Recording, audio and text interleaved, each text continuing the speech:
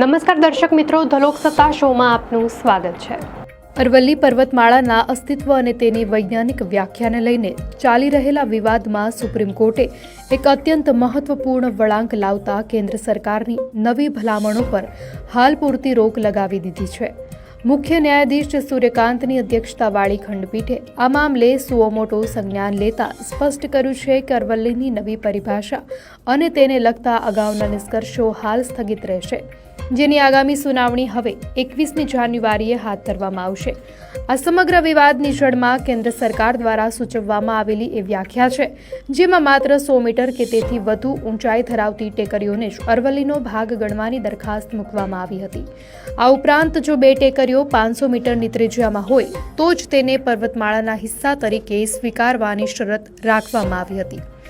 આ નવી વ્યાખ્યા સામે ઉત્તર ભારતના વિવિધ રાજ્યોમાં વ્યાપક વિરોધ પ્રદર્શનો શરૂ થયા હતા, કારણ કે પર્યાવરણવિદો અને સ્થાનિક લોકો માને છે કે ઊંચાઈના આધારે પર્વતોનું રક્ષણ નક્કી કરવું એ પર્યાવરણીય દ્રષ્ટિએ ઘાતક સાબિત થઈ શકે છે। ગુજરાતથી શરૂ થઈને રાજસ્થાન, હરિયાણા અને દિલ્હી સુધી ફેલાયેલી આ પ્રાચીન પર્વતમાળા વિશ્વની સૌથી જૂની ભૌગોલિક સંરચનાઓમાંની એક છે, જે માત્ર પથ્થરોનો ઢગલો નથી, પરંતુ રણને આગળ વધતું અટકાવતી એક મજબૂત દિવાલ સમાન છે।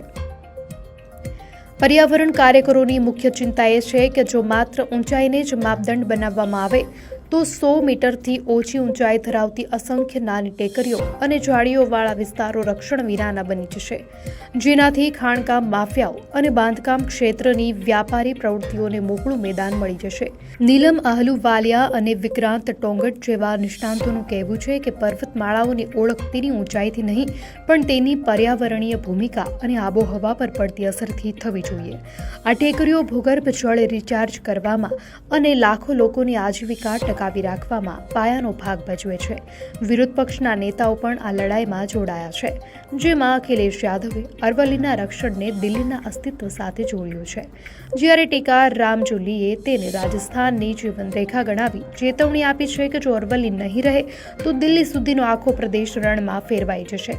2019થી ચાલી રહેલું આ આંદોલન હવે ગુરુગ્રામ અને ઉદયપુર જેવા શહેરોમાં વધુ ઉગ્ર બન્યું છે, જ્યાં ખેડૂતો, વકીલો અને કાર્યકરો એકઠા થઈને આ પ્રાચીન વિરાસતને બચાવવા અવાજ ઉઠાવી રહ્યા છે।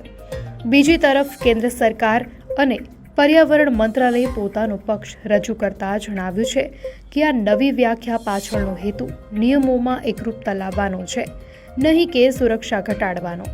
સરકારના મતે તમામ રાજ્યોમાં ખાણકામના નિયમન માટે એક સ્પષ્ટ માળખું હોવું જરૂરી છે અને નવી પરિભાષામાં પર્વતોના ઢોળાવ તેમજ આંતરજોડાણોનું ધ્યાન રાખવામાં આવ્યું છે। કેન્દ્રીય મંત્રી ભૂપેન્દ્ર યાદવે સ્પષ્ટતા કરી હતી કે અરવલ્લીના કુલ વિસ્તારના માત્ર 2% ભાગમાં જ કડક નિયમો અને અભ્યાસ બાદ ખાણકામની છૂટ મળી શકે છે અને સંરક્ષિત જંગલો કે ઇકો સેન્સિટિવ ઝોનમાં કોઈ પણ પ્રવૃત્તિ પર સંપૂર્ણ પ્રતિબંધ રહેશે। જો કે સરકારની આ ખાતરીઓ પ્રદર્શનકારીઓને સંતોષી શકી નથી। સુપ્રીમ કોર્ટે હવે આ નવી પરિભાષાના પ્રભાવ અંગે વિસ્તૃત અને સ્વતંત્ર અભ્યાસ કરવાનો આદેશ આપ્યો છે, જે દર્શાવે છે કે ન્યાયતંત્ર પર્યાવરણીય સંતુલનને લઈને ગંભીર છે।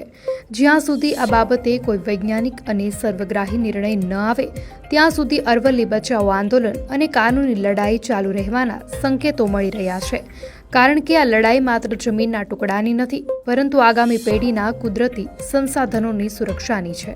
દર્શક મિત્રો, આ અંગે આપની શું પ્રતિક્રિયા છે અમને કોમેન્ટમાં ચોક્કસથી જણાવશો, અને જો આપને આ વિડીયો સારો લાગ્યો હોય તો વિડીયોને લાઇક કરો અને ચેનલને સબસ્ક્રાઇબ કરો।